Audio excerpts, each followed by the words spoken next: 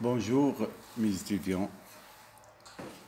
Aujourd'hui, je vais traiter le deuxième chapitre de mon cours intitulé Cristallographie géométrique, notion de base. Tout d'abord, qu'est-ce que c'est la cristallographie? La cristallographie est une science comme toutes les sciences que vous connaissez. Il permet la description géométrique. Je parle le mot géométrique d'un solide cristallin. Donc, il va définir de manière précise la forme extérieure des monocristaux, la structure interne, c'est-à-dire la distribution des constituants chimiques à l'intérieur du solide, la croissance cristalline des monocristaux, c'est-à-dire lorsque le cristal il se développe, et la chose la plus importante, c'est les propriétés physiques qui sont directement liées à la structure interne du solide. Cette science elle est basée sur des postulats et des lois. La première loi, basée sur la vue uniquement, c'est la loi de constante des angles qui a été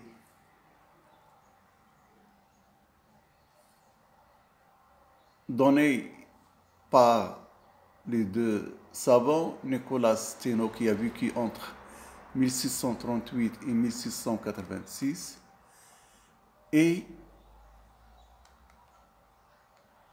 Jean-Baptiste Louis René de Lisle qui a vécu entre 1736 et 1790.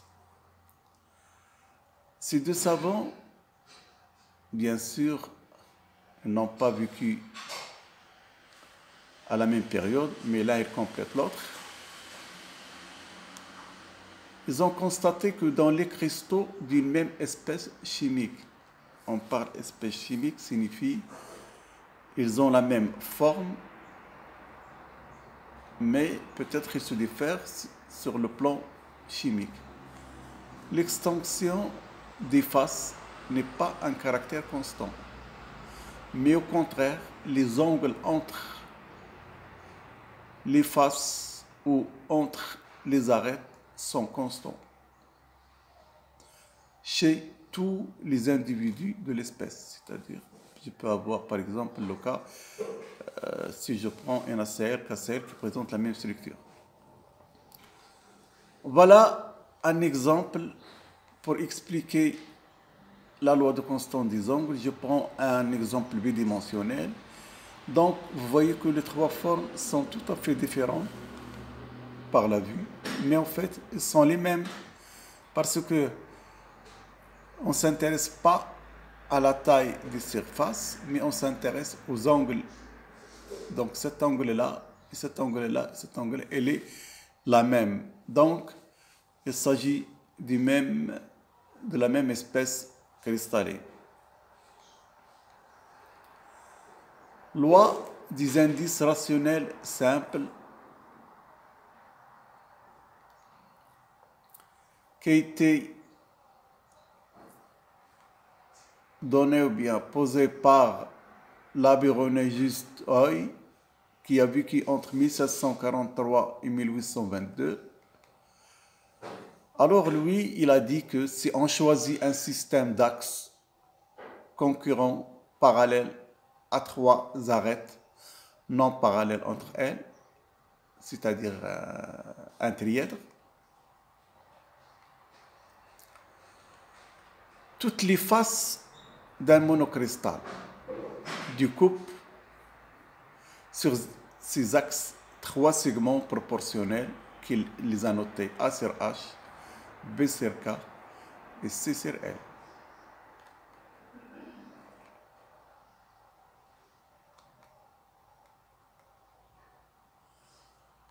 Donc, HKL peuvent toujours être des entiers petits. C'est ça le plus important.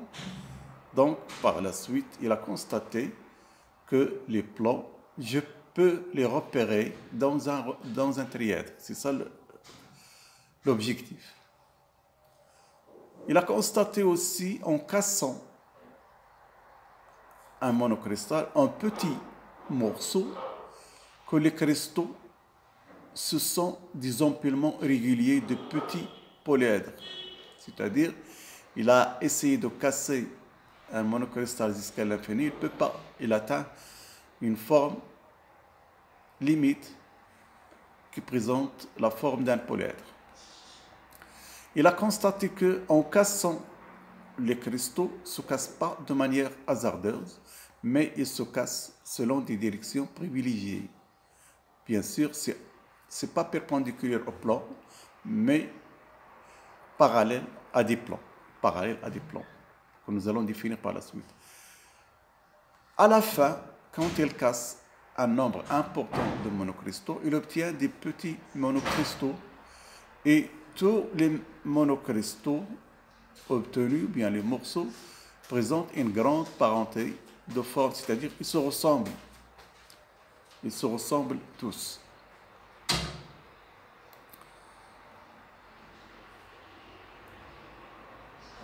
Pour les postulats, je commence par le postulat de Bravais.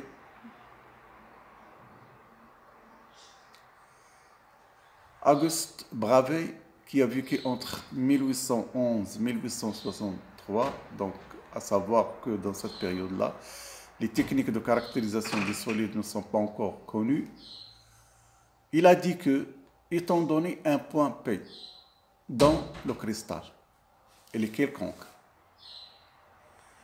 il existe dans le milieu une infinité discrète, illimitée dans les trois directions de l'espace, de points autour de lesquels, ça le plus important, ils présentent le même arrangement. L'arrangement de la matière est le même autour de point P. C'est-à-dire, le point P, il a des identiques dans des directions, et ce avec la même direction. Donc, si je prends une direction dans l'espace, je peux trouver des équivalents de points P qui présentent le même voisinage. Et si je passe de cette orientation à une autre orientation équivalente par une opération de symétrie, j'obtiens aussi des points analogues qui présentent le même entourage.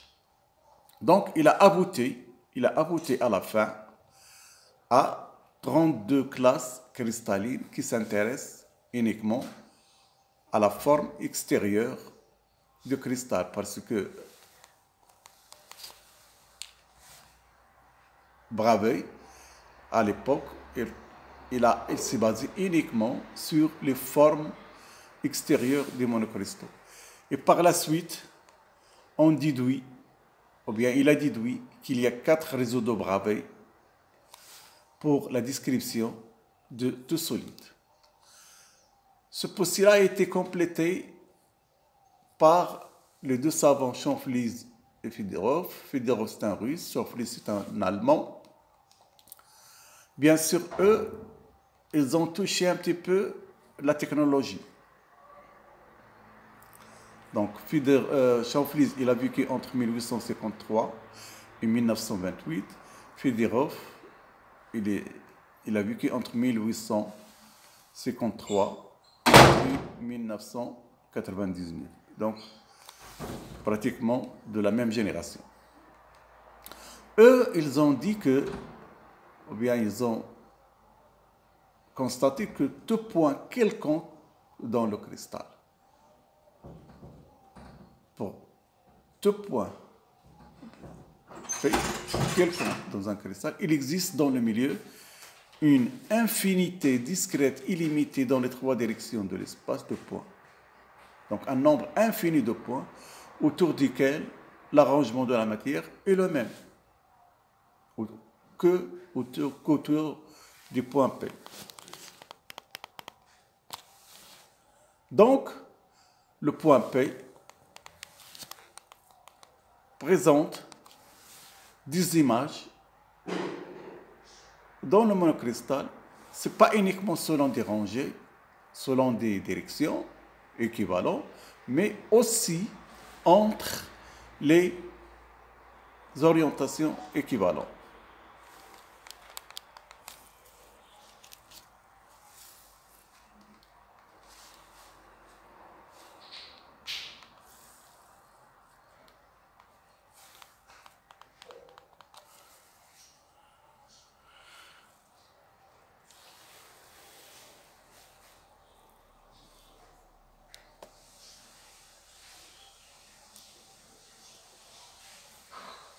Donc, ils ont abouti à 230 groupes d'espace qui décrit le solide de l'intérieur